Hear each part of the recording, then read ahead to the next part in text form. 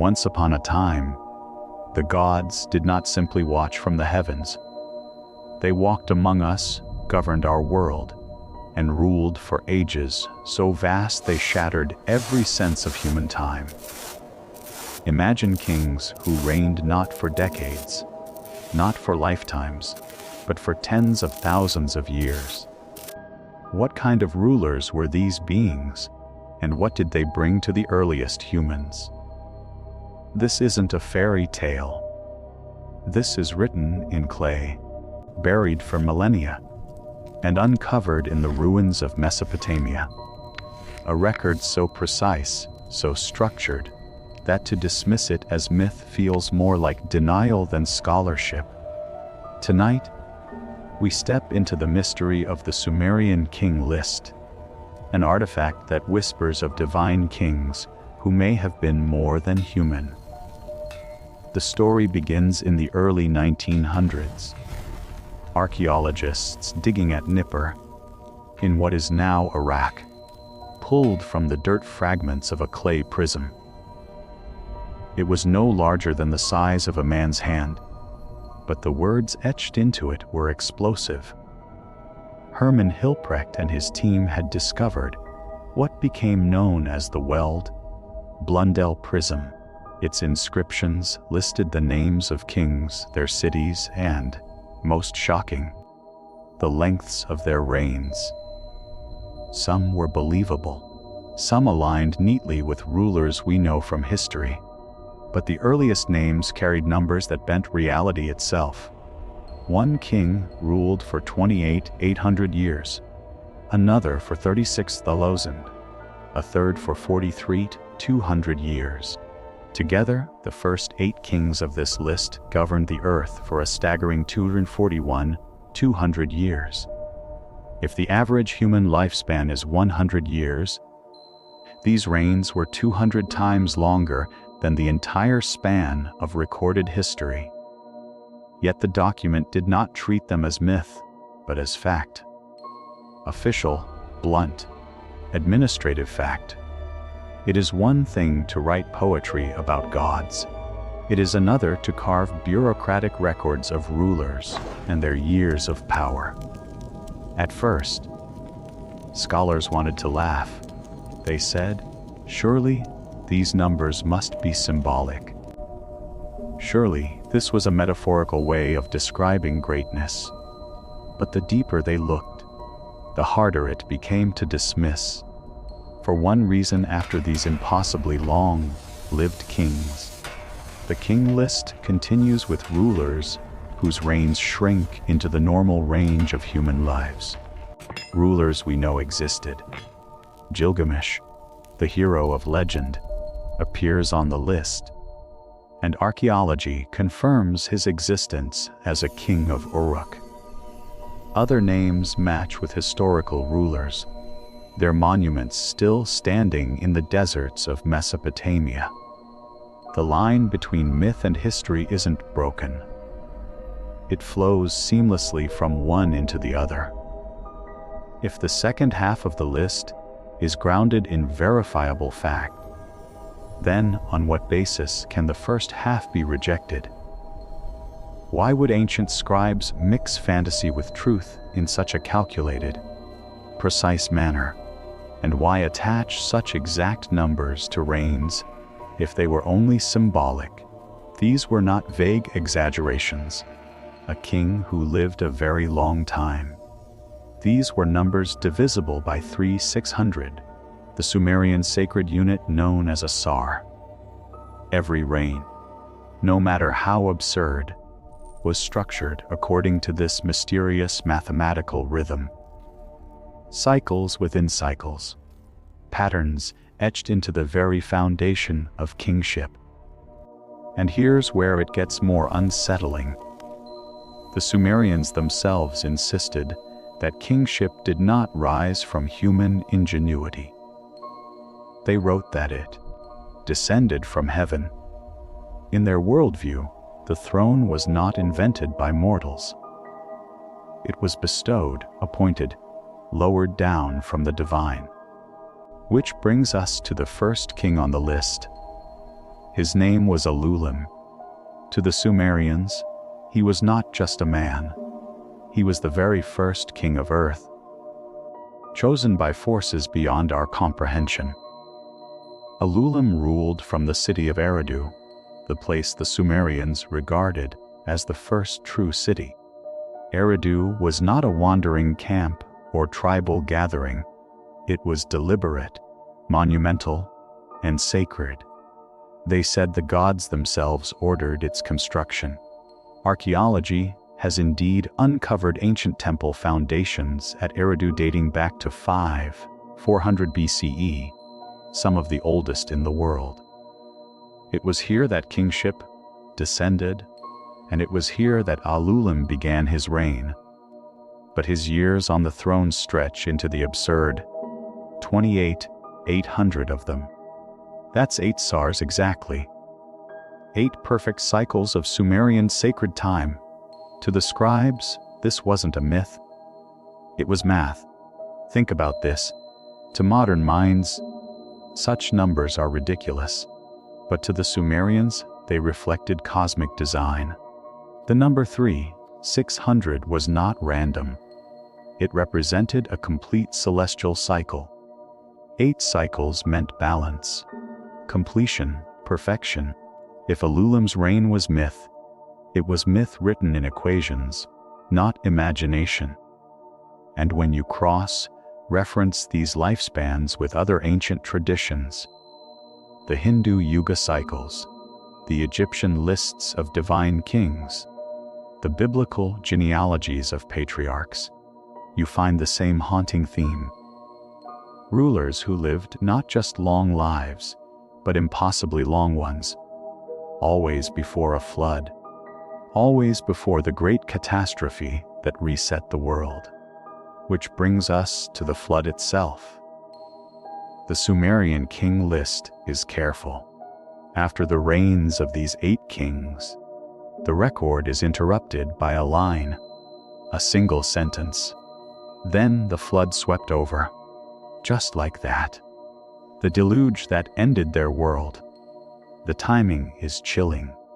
Geological studies confirm that global sea levels rose dramatically around 10,000 BCE, flooding coastlines and reshaping the planet.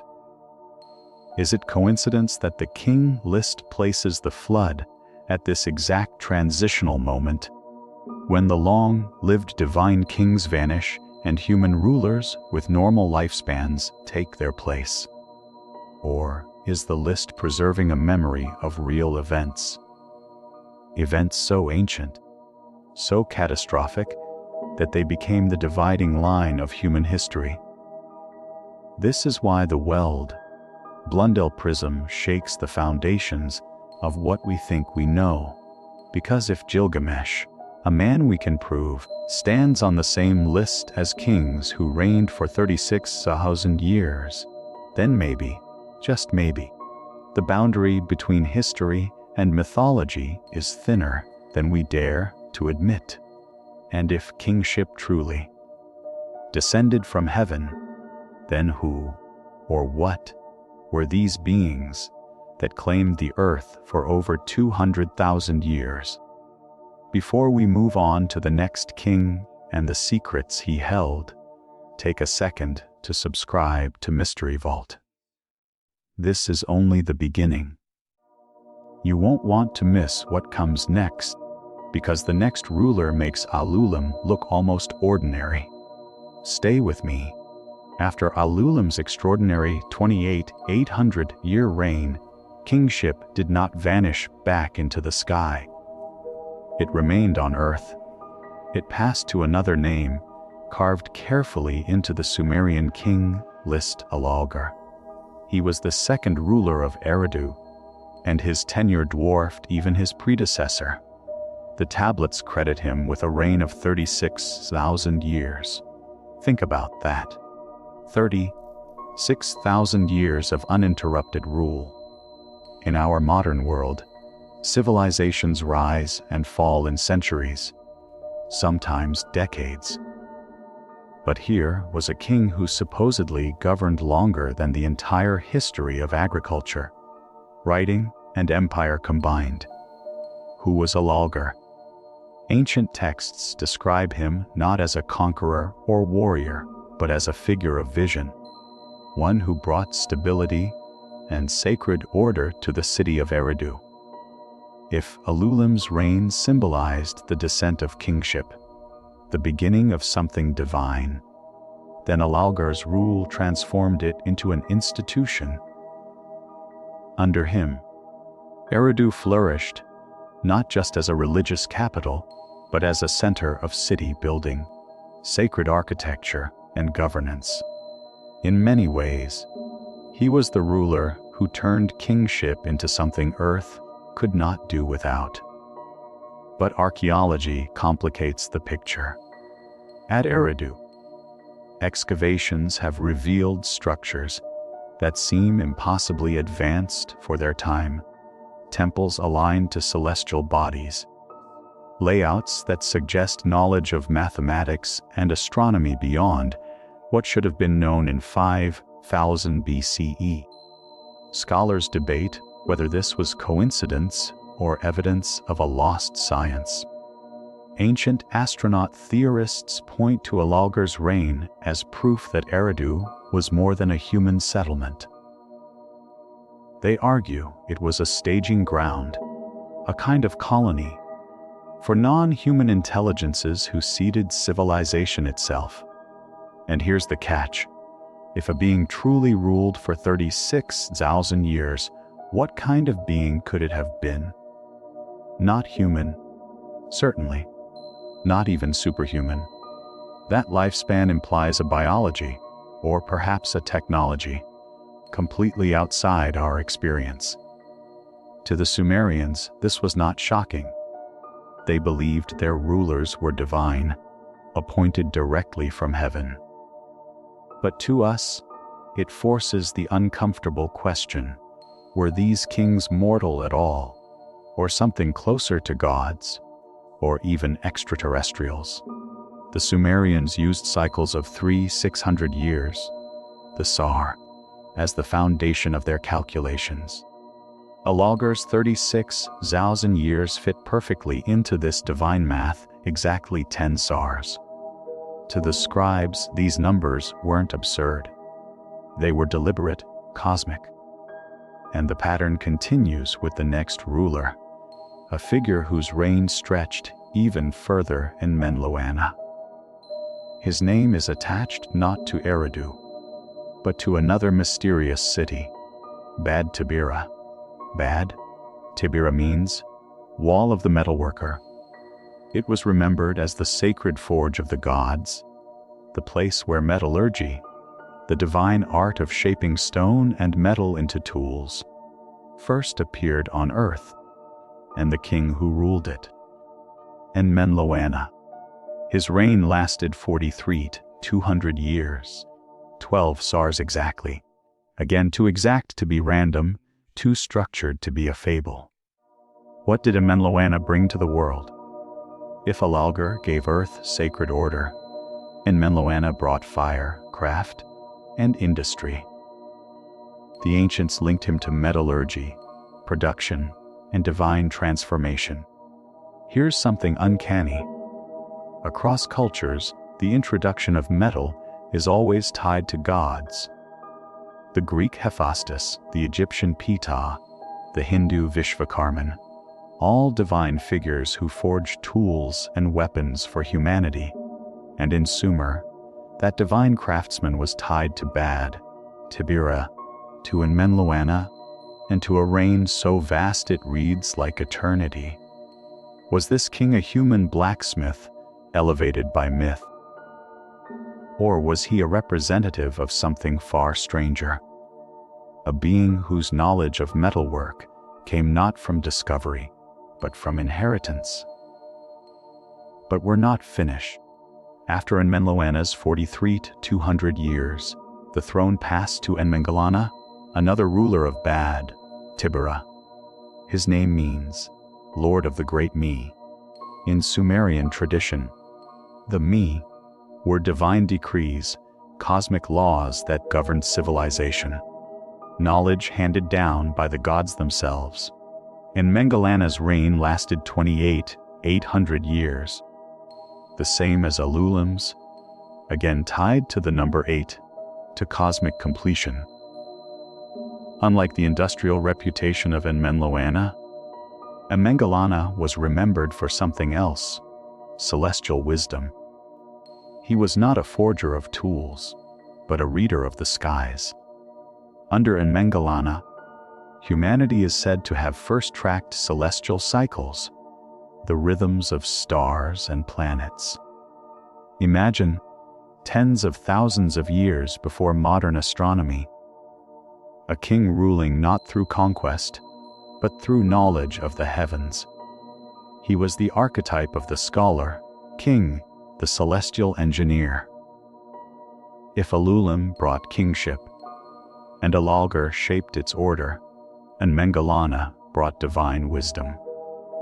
In him, the throne became an observatory, a bridge between heaven and earth. This is why many researchers believe his reign was more than metaphor. They suggest Enmenduranna was not merely influenced by beings from the stars. He was one of them. His role was to maintain cosmic balance, to ensure Earth resonated with the patterns of the sky. Think about it: 800 years of aligning heaven and earth, preserving order across ages longer than the rise and fall of empires.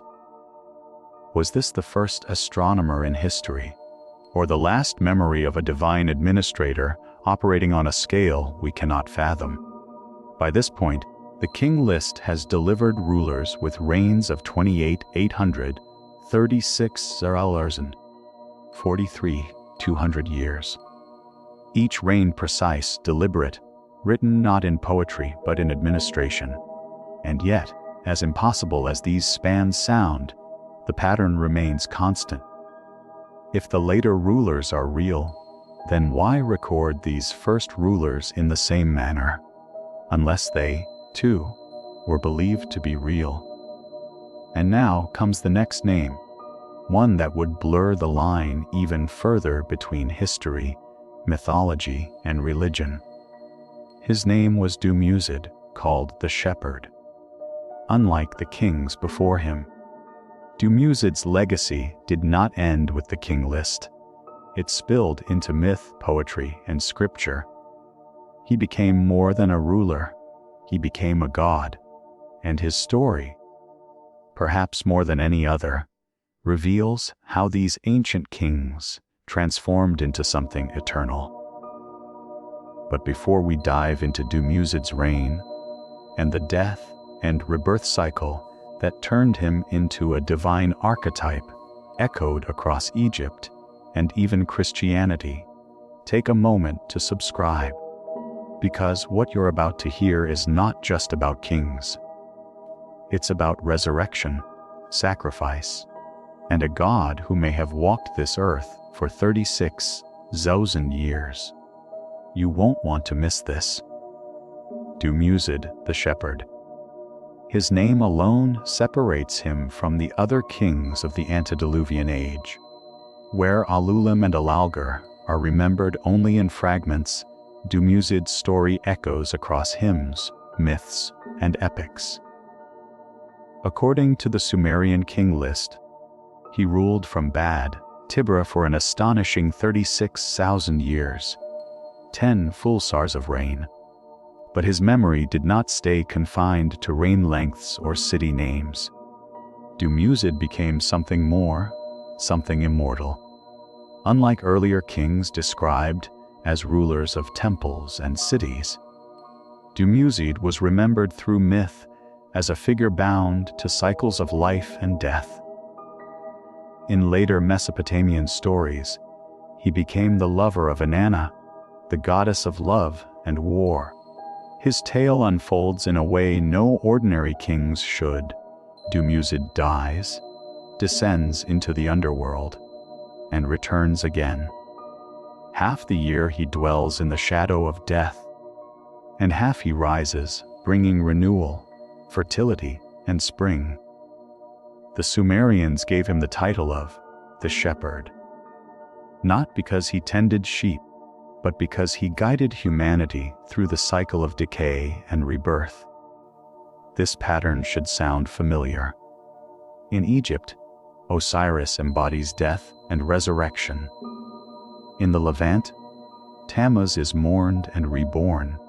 In Christianity, Jesus himself becomes the shepherd who dies and rises again for humanity. These are not isolated myths. They are echoes, ripples of an ancient archetype, one of the first of which was Dumuzid. But why would the King List include him? If this was only myth, why record his name in the same tone as kings who built cities? The answer lies in the way the Sumerians saw no divide between ruler and divine. A king was not simply a mortal. A king was chosen by heaven, their authority descending from the cosmic order itself. Dumuzid may have been a man elevated to godhood, or perhaps he was a god whose rule on earth blurred into human memory. His reign of 36,000 years was not just longevity. It was eternity dramatized through seasonal death and return. And yet, Dumuzid was not the last. The throne passed next to a figure, even more enigmatic, Enmenduranna, ruler of a city called Larak.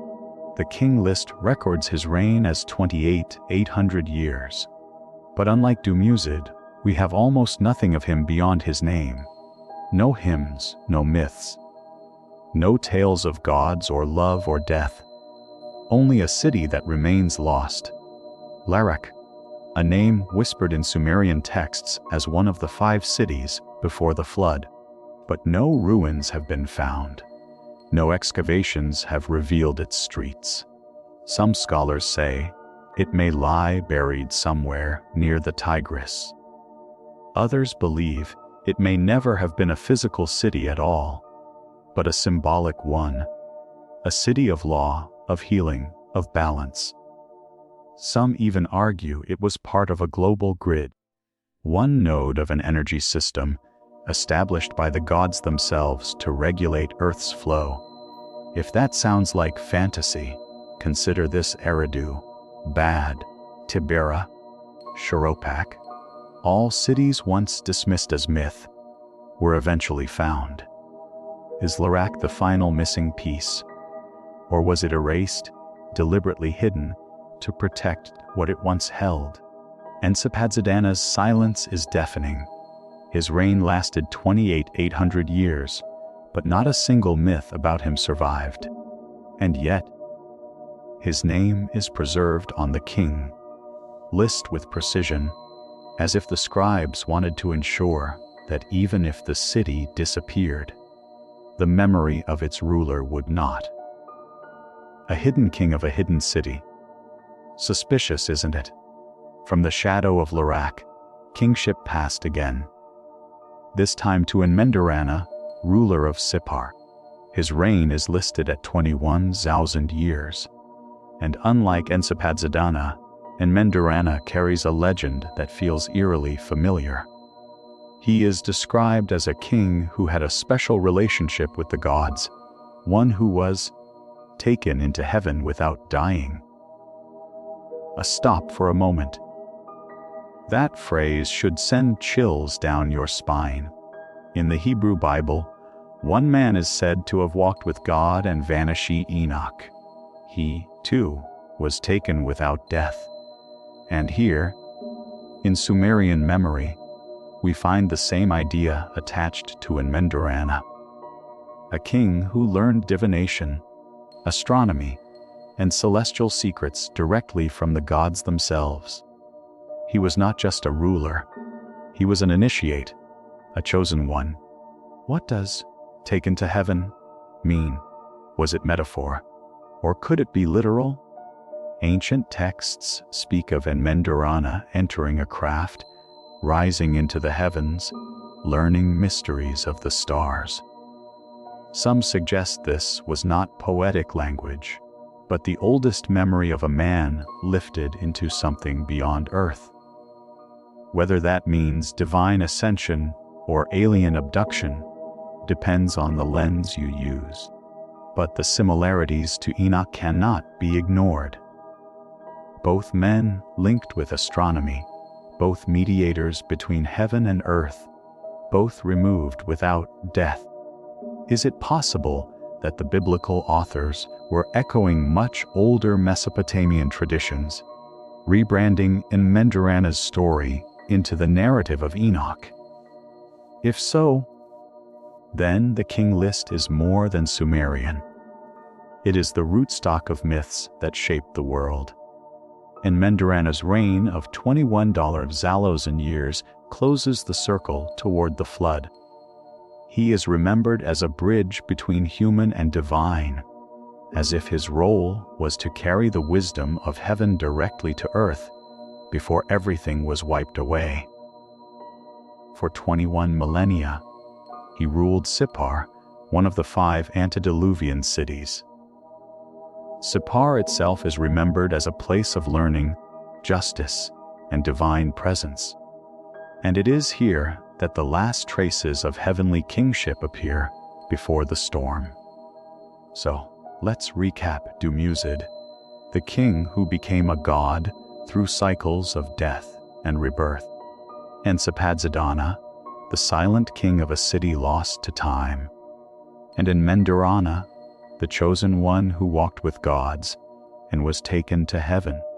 Each reign spanning tens of thousands of years, each reign perfectly aligned with Sumerian numerology, each reign too precise to dismiss as mere fable. And yet, the King List is not finished. There remains one final name, one final reign, one last king before the flood came crashing down and swept the divine age away forever. His name was Ubara-Tutu, and he would mark the end of the world as the Sumerians knew it. But before we descend into the floodwaters of Ubara-Tutu's rule, pause here. Subscribe to Mystery Vault, because the next chapter isn't just about numbers. It's about survival, catastrophe, and a flood that appears in nearly every ancient culture on Earth. If you think the King List is strange now, wait until you see how it ends. At last, we arrive at the 8th and final king of the antediluvian world. His name was Ubara-Tutu, ruler of Shuruppak. Compared to the reigns of his predecessors, his time on the throne almost seems modest. Only 600 years. Still an eternity by human standards, but shorter than the astronomical spans of Alalgar and Enmenduranna, or Dumuzid. Perhaps this was the first sign that the divine order was fading, that the reigns of heaven were nearing their end. Shuruppak, his city, was real. Excavations along the Euphrates uncovered its remains, dating back to the 3rd millennium BCE. Archaeologists found evidence of a thriving settlement, clay tablets, houses, and even flood layers. Yes, flood layers. Around 3000 BCE, the city was devastated by a deluge that left behind a thick bed of river clay. The timing, the geography, the catastrophe, all aligned eerily with the story preserved on the King List. Ubara-Tutu was not just a name in clay. He was the patriarch of the last generation before the waters came. The Sumerian text known as the Eridu Genesis tells us more. It records Ubara-Tutu as the father of Zusodra, a man warned by the god Enki of the coming flood. The story mirrors Noah in the Bible. Zusodra, like Noah, builds a massive boat, survives the waters, and receives divine favor. In some traditions, Zusodra is granted immortality, living forever after the flood. The King List marks Ubara-Tutu as the hinge point, the last antediluvian king the last link in a chain stretching back 200 years before everything was washed away. Pause for a moment and think about the structure of this text. The scribes did not blur or exaggerate here. They wrote in blunt clarity. Then the flood swept over. Just like that, the divine kings vanish, and history as we know it begins. After Ubara-Tutu, reigns shrink to decades and centuries. Names align with archaeological evidence. Kings live and die as men, not gods. Something happened here, something catastrophic enough to draw a line across time. What was the flood? Was it a local disaster, a Euphrates River flood recorded and mythologized, or was it part of the global sea level rise around 10,000 BCE that submerged coastlines worldwide? Ancient cultures across the globe, Greek, Hindu, Hebrew, even Native American, tell of a great flood that wiped out an earlier age. The King List is not unique. It is one voice in a chorus of global memory, echoing the same terrifying refrain: the world was destroyed, and only a few survived. And yet, the numbers on the list refuse to be dismissed.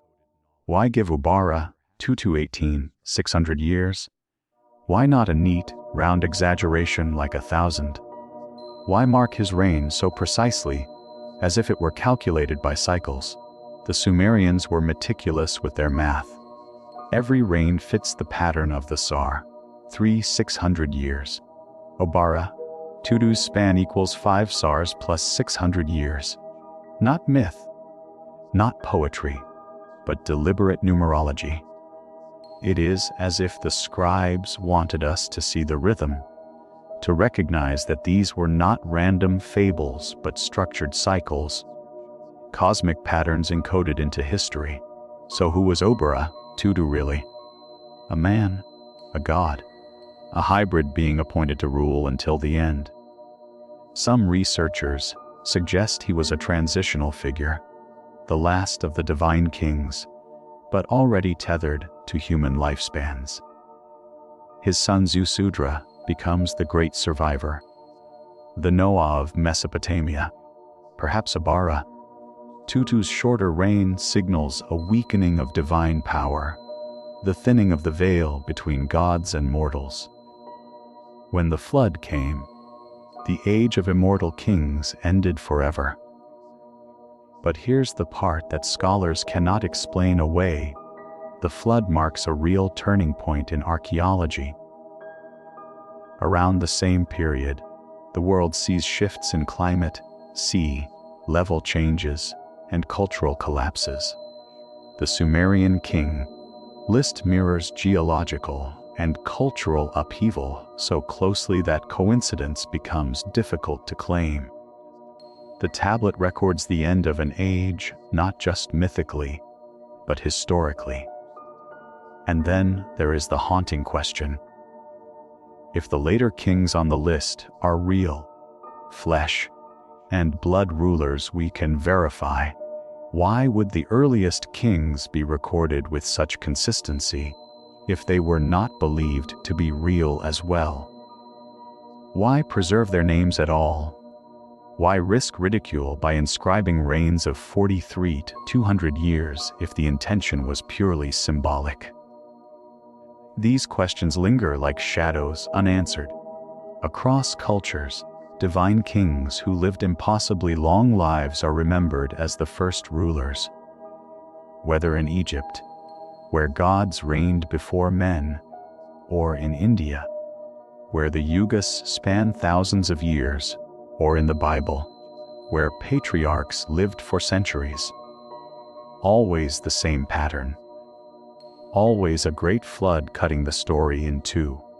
Could these traditions be fragments of one original memory, splintered across civilizations? If so, the King List may be our clearest surviving record of it. Imagine it.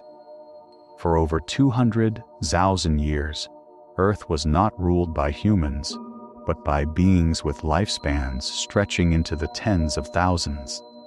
They built cities, aligned temples with the stars, forged metals, tracked the heavens, and perhaps even prepared humanity for survival. Then, in one cataclysmic event, the slate was wiped clean. The gods withdrew, the floodwaters receded, and human history began anew. What remains is a broken chain of memory.